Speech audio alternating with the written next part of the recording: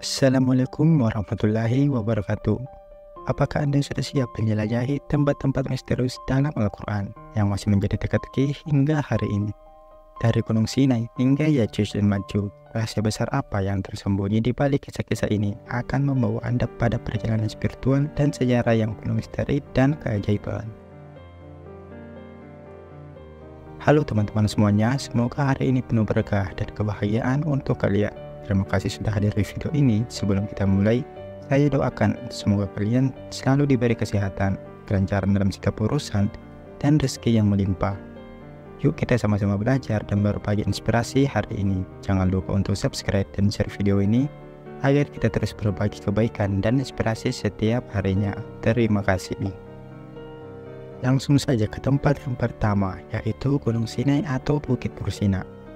Gunung Sinai atau Bukit Tursina adalah salah satu tempat penting yang disebutkan dalam Al-Quran. Lokasi ini diidentifikasi sebagai tempat di mana Nabi Musa menerima wahyu dari Allah dalam bentuk 10 perintah Tuhan. Namun, lokasinya yang sebenarnya hingga saat ini masih menjadi perdebatan. Meskipun banyak yang berpendapat bahwa Gunung Sinai berada di semenanjung Sinai, Mesir, ada juga beberapa pendapat lain yang menyatakan bahwa letak sebenarnya bisa berbeda. Dalam surah At-Tin, Quran surah 95 ayat 2, Allah bersumpah demi gunung ini, demi gunung Sinai. Ayat ini memberikan penekanan khusus pada kemuliaan dan keagungan tempat tersebut. Namun, mengapa Allah memilih gunung ini sebagai tempat untuk berbicara langsung dengan Nabi Musa masih menyisakan misteri besar yang menjadi perenungan umat Islam dan para ahli sejarah. Beberapa teori yang diajukan mengenai lokasi Gunung Sinai meliputi wilayah di dekat Jabal Musa di semenanjung Sinai. Sedangkan teori lain menunjukkan ke kawasan Arab Saudi, yakni Jabal Al-Laus. Perdebatan ini tidak hanya menjadi diskusi di kalangan sejarawan, tapi juga menjadi penelitian arkeologis dan teologis yang kompleks. Sebagian menyatakan bahwa identifikasi Gunung Sinai di Mesir adalah hasil tradisi yang diteruskan selama berabad-abad. Sementara, yang lain menekankan bahwa bukti-bukti sejarah justru mendukung teori yang menyatakan gunung ini berada di Arab Saudi. Selain lokasi, ada misteri lain terkait dengan Gunung Sinai, yaitu bagaimana Nabi Musa bisa naik ke gunung yang penuh berkah ini dan menerima wahyu dalam bentuk yang tidak pernah diterima oleh nabi-nabi lain sebelumnya. Pertemuan langsung dengan Allah merupakan sesuatu yang luar biasa dan detail-detail terkait bagaimana proses tersebut masih menjadi teka-teki. Apa yang sebenarnya terjadi di atas gunung itu? Selain Musa menerima 10 perintah Tuhan, ada sebuah kisah yang belum sepenuhnya terungkap. Para ahli tafsir juga menyatakan bahwa signifikansi spiritual yang mendalam. Ini adalah tempat di mana perjanjian antara Allah dan Bani Israel ditegakkan. Oleh karena itu, tempat ini bukan hanya penting dalam sejarah umat Islam, tetapi juga tradisi Yahudi dan Kristen. Ketika Allah berbicara langsung kepada Nabi Musa, wahyu itu disampaikan dalam bentuk hukum dan peraturan yang menjadi landasan moral bagi seluruh umat manusia. Namun, meski lokasi diperkirakan berada di sekitar wilayah yang dikenal di saat ini, misteri yang menyelubungi Gunung Sinai tetap menjadi salah satu teka-teki besar dalam sejarah keagamaan.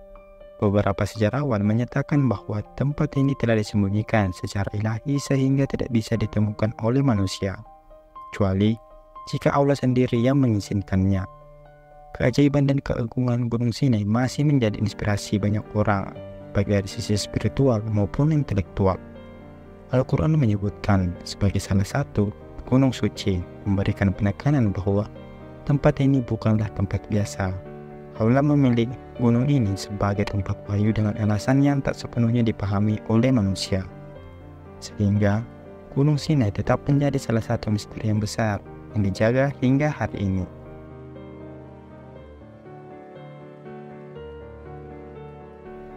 Tempat kedua yaitu Gua Ashabul Kahfi. Gua Ashabul Kahfi adalah salah satu tempat misterius yang diceritakan dalam surah Al-Kahf, Quran surah 18 ayat 9-26. Kisah ini mengisahkan kelompok pemuda yang melarikan diri ke sebuah gua untuk menyelamatkan iman mereka dari penguasa yang zalim. Mereka kemudian tertidur selama 309 tahun dan ketika bangun, dunia telah berubah secara drastis. Namun, lokasi pasti dari gua ini masih menjadi teka-teki hingga saat ini. Dalam Al-Quran, kisah Ashabul Kahfi disebut sebagai salah satu tanda kekuasaan Allah yang sangat besar. Allah Subhanahu wa Ta'ala menjaga mereka selama berabad-abad dalam keadaan tertidur, bahkan memutar tubuh mereka agar tetap sehat tanpa sedikit pun mengalami kerusakan. Namun, yang paling menjadi pertanyaan besar adalah di manakah letak gua ini sebenarnya? Beberapa pendapat dari ahli tafsir dan sejarawan menyatakan bahwa gua tersebut berada di Yordania, tepatnya di daerah yang disebut Rakim atau Al-Rakim, sesuai dengan sebutan dalam Al-Quran. Ada juga beberapa teori lain menyebutkan bahwa gua ini berada di daerah Efesus, Turki atau tempat lain yang tidak diketahui. Menurut tradisi Islam, para pemuda ini dikenal sebagai Ashabul Kahfi, dan mereka hidup pada masa penguasa yang menolak agama Tauhid. Dalam ketakutan dan tekanan yang luar biasa, mereka melarikan diri untuk mempertahankan keyakinan mereka kepada Allah.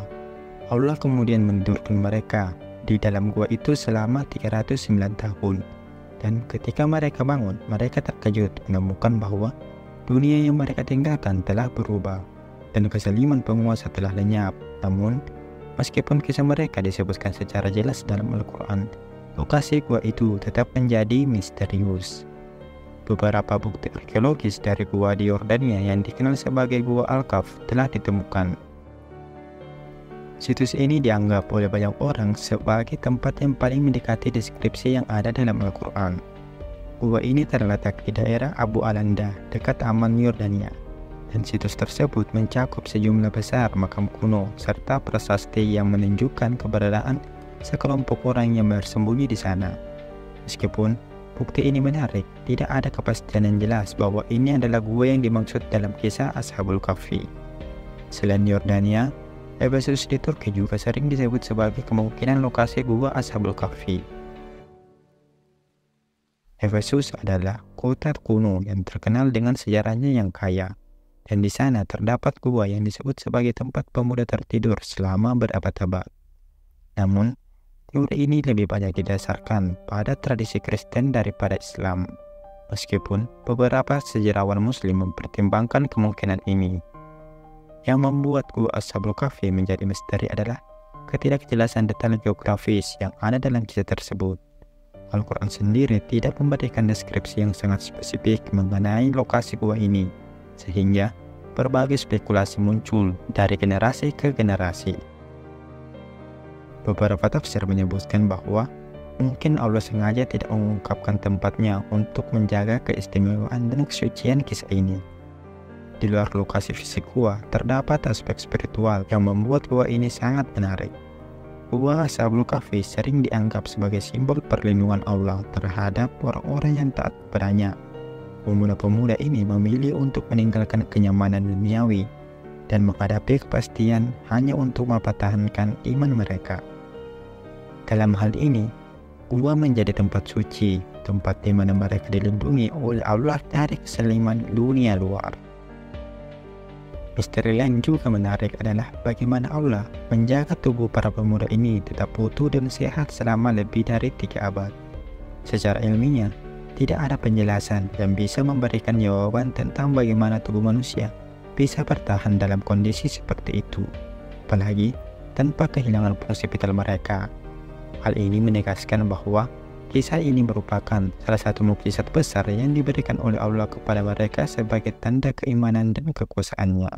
Hingga kini, meski ada berbagai situs yang diklaim sebagai gua Ashabul Kahfi, tidak ada bukti pasti yang bisa menegaskan lokasi gua yang sebenarnya. Kisah ini pun tetap menjadi salah satu misteri terbesar dalam Al-Quran, sekaligus menjadi sumber inspirasi bagi banyak orang yang terus mempercayai perlindungan dan kuasa Allah dalam menjaga hamba-hambanya.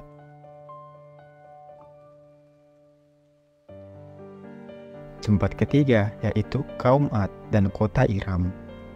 Kota Iram disebut dalam Al-Quran sebagai salah satu misteri terbesar dalam sejarah manusia. Dalam surah Al-Fajr, Quran surah 89, ayat 6-8, Allah berfirman, "Apakah kamu tidak memperhatikan bagaimana Tuhanmu berbuat terhadap kaum Ad, yaitu penduduk Iram yang mempunyai bangunan-bangunan yang tinggi, yang belum pernah dibangun suatu kota seperti itu di negeri-negeri lain. Kota ini yang dikaitkan dengan kaum Ad sering dianggap sebagai peradaban maju yang memiliki kekayaan dan kemegahan luar biasa. Namun, akhirnya dihancurkan oleh Allah karena mereka menolak mengikuti petunjuknya. Kaum Ad adalah salah satu umat yang disebutkan dalam Al-Quran sebagai bangsa yang diberi kekuatan dan kekuasaan besar. Mereka dikenal sebagai pembangun kota yang megah dengan arsitektur yang sangat mengagumkan. Salah satu pemimpin mereka, Nabi Hud alaihissalam, diutus untuk memperingatkan mereka agar kembali kepada Allah dan meninggalkan kebiasaan mereka yang durhaka. Namun, kaum Ad menolak peringatan itu dan akibatnya mereka dihancurkan dengan angin kencang yang dahsyat yang berlangsung selama 7 malam dan 8 hari berturut-turut. Namun, kota Iram hingga kini belum ditemukan, meskipun beberapa petunjuk dan legenda menceritakan keberadaannya di daerah yang sekarang dikenal sebagai Rub al-Khali atau Empty Quarter, gurun pasir terbesar di dunia yang terletak di semenanjung Arab. Banyak arkeolog dan penjelajah telah mencoba mencari jejak kota ini, namun hasilnya masih samar. Beberapa teori mengatakan bahwa kota ini mungkin telah terkubur di bawah gurun pasir yang luas atau dihancurkan oleh bencana alam, sehingga menghilang tanpa jejak.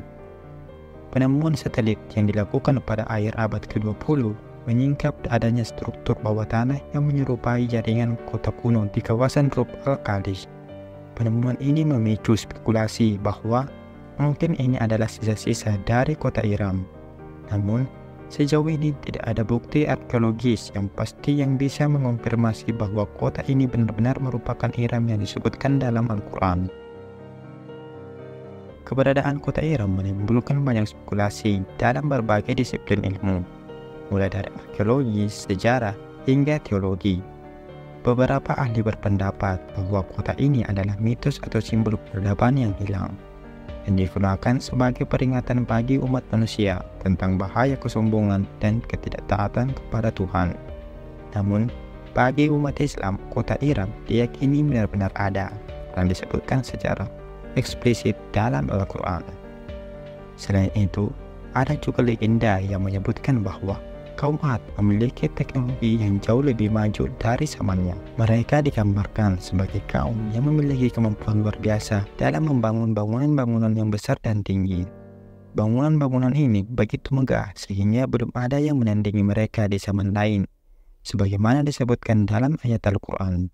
Teknologi dan pengetahuan yang dimiliki kaum Ad, jika benar, dapat menandakan bahwa mereka adalah peradaban yang sangat maju, namun akhirnya hancur karena kesombongan mereka. Misteri mengenai Iram tidak hanya berhenti pada keberadaannya sebagai kota yang hilang. Banyak juga yang bertanya-tanya bagaimana peradaban yang begitu maju bisa hancur begitu cepat dan dihilangkan tanpa bekas yang jelas. Sebagian menyatakan bahwa ini adalah salah satu tanda kekuasaan Allah yang dapat menghancurkan peradaban terbesar sekalipun dalam sekejap jika mereka menolak untuk beriman dan taat kepadanya. Pelajaran dari kisah kaum Ad dan kota Iram ini adalah peringatan yang jelas bagi semua manusia tentang pentingnya ketaatan kepada Allah dan bahaya kesombongan. Sejarah telah menunjukkan bahwa banyak peradaban yang besar runtuh bukan karena kekuatan eksternal, tetapi karena korupsi moral dan spiritual yang terjadi di dalamnya. Kota Iram menjadi simbol bagi banyak orang tentang pentingnya rendah hati dan bersyukur atas karunia yang diberikan oleh Tuhan, serta peringatan bahwa kekuasaan dan kemegahan duniawi tidak akan bertahan selamanya jika tidak diiringi dengan ketaatan kepada Sang Pencipta. Bagi mereka yang tertarik dengan sejarah dan arkeologi, pencarian akan kota Iram terus berlanjut.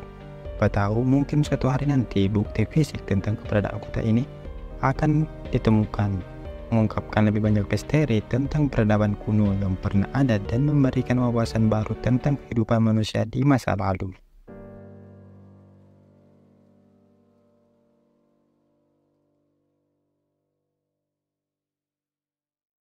Tempat keempat yaitu Laut Merah dan mukjizat terbelahnya Laut Merah. Salah satu peristiwa paling ikonik yang disebutkan dalam Al-Quran adalah terbelahnya Laut Merah saat Nabi Musa alaihissalam memimpin Bani Israel keluar dari Mesir. Peristiwa ini disebutkan dalam beberapa ayat Al-Quran, seperti dalam surah Asy-Syura, Quran surah 26 ayat 63-66.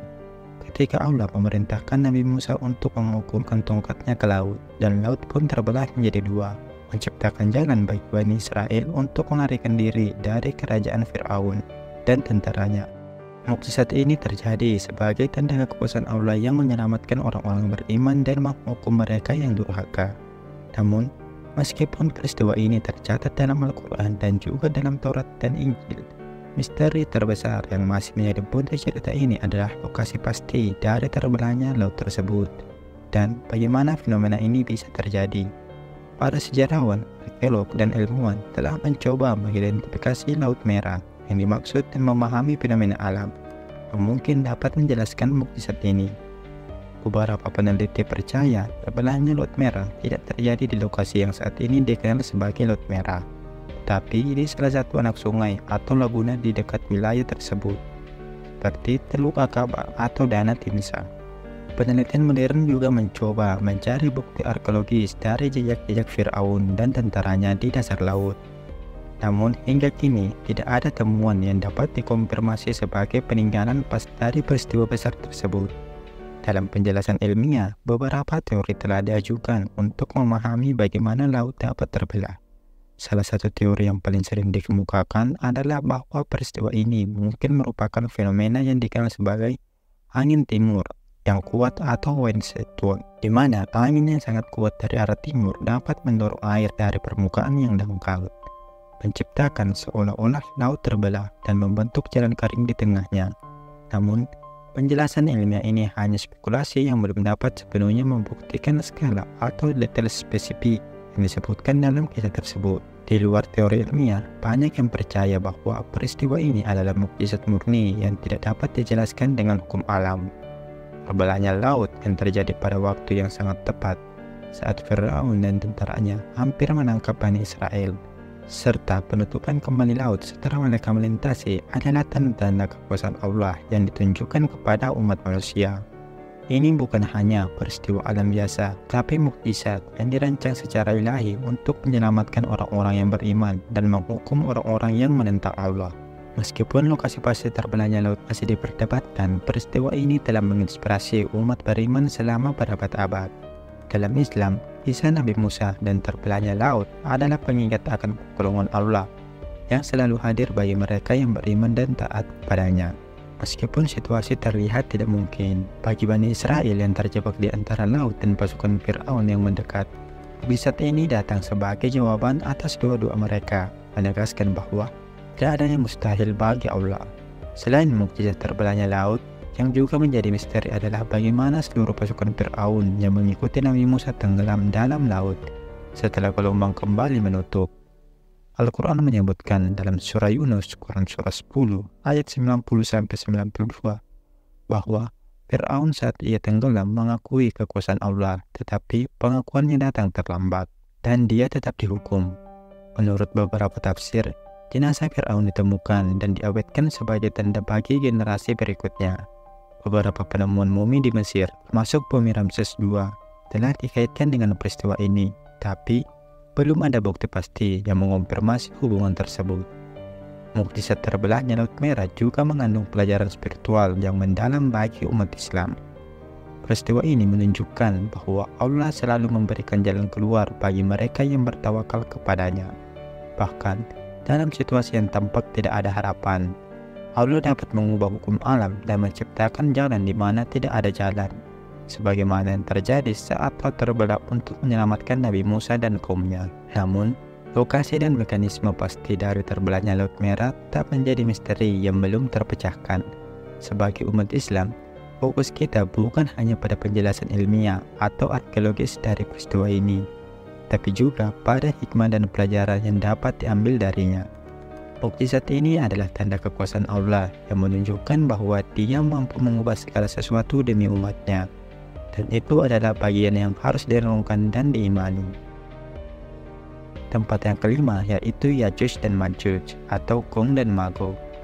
Ya'juj dan Ma'juj dalam tradisi lainnya adalah dua entitas misterius yang disebutkan dalam Al-Quran, khususnya dalam surah Al-Kahf, Quran surah 18 ayat 93-98, dan surah Al-Anbiya, Quran surah 21 ayat 96. Mereka digambarkan sebagai dua kaum yang sangat kuat dan berbahaya, yang akan muncul kembali menjelang hari kiamat. Salah satu kisah terkait mereka yang paling terkenal adalah Zulkarnain, seorang raja atau pemimpin yang membangun sebuah tembok besar untuk menahan Ya'juj dan Ma'juj agar tidak dapat keluar dan menyebabkan kehancuran di dunia. Namun, meskipun kisah tentang Ya'juj dan Ma'juj begitu kuat dalam Al-Quran dan hadis, keberadaan dan lokasi pasti dari kaum ini serta tembok Zulkarnain masih menjadi misteri besar hingga hari ini. Banyak yang bertanya-tanya di mana tembok yang dibangun oleh Zulkarnain berada, dan apakah Ya'juj dan Ma'juj benar-benar terkurung di balik tembok tersebut, atau apakah mereka sudah bebas tetapi belum terlihat dalam kehidupan modern. Dalam surah Al-Kahf, Zulkarnain digambarkan sebagai seorang pemimpin yang kuat dan adil, yang melakukan perjalanan ke berbagai penjuru dunia. Dalam salah satu perjalanannya, ia bertemu dengan sekelompok orang yang meminta pertolongannya untuk melindungi mereka dari Ya'juj dan Ma'juj. Mereka menawarkan untuk membayar Zulkarnain agar membangun tembok untuk melindungi mereka dari ancaman Ya'juj dan Ma'juj. Zulkarnain kemudian membangun tembok besar menggunakan besi dan tembaga yang dilelehkan.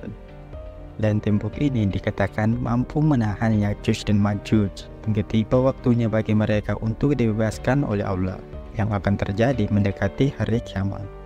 Dan tembok ini dikatakan mampu menahan Ya'juj dan Ma'juj hingga waktunya tiba bagi mereka untuk dibebaskan oleh Allah, yang akan terjadi mendekati kiamat.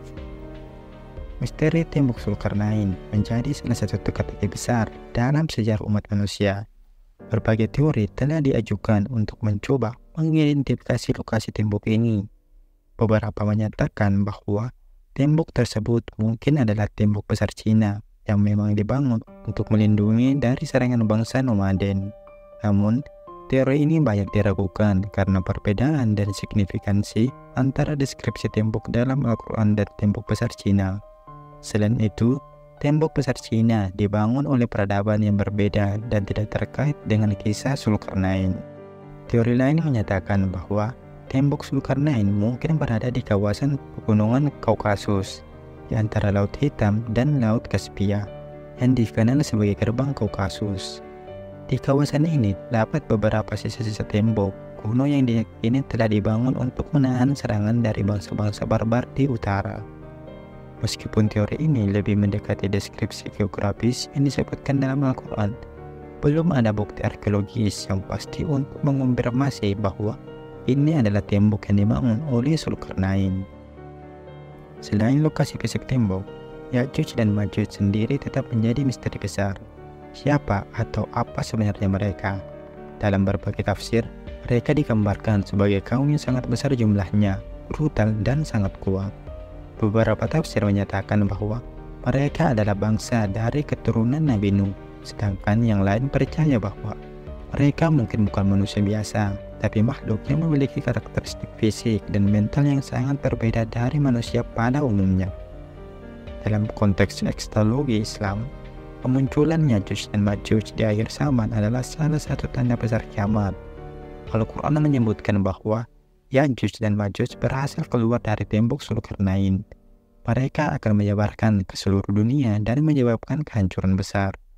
Tidak ada kekuatan yang dapat menghentikan mereka, dan hanya Allah yang pada akhirnya akan menghancurkan mereka. Kehancuran yang disebabkan oleh Ya'juj dan Ma'juj akan mendekati tanda bahwa hari kiamat sudah sangat dekat. Banyak yang mencoba mengaitkan Ya'juj dan Ma'juj dengan berbagai peristiwa sejarah atau kelompok-kelompok tertentu dalam dunia modern, seperti bangsa Mongol yang pernah menyerang wilayah-wilayah besar di Asia dan Eropa.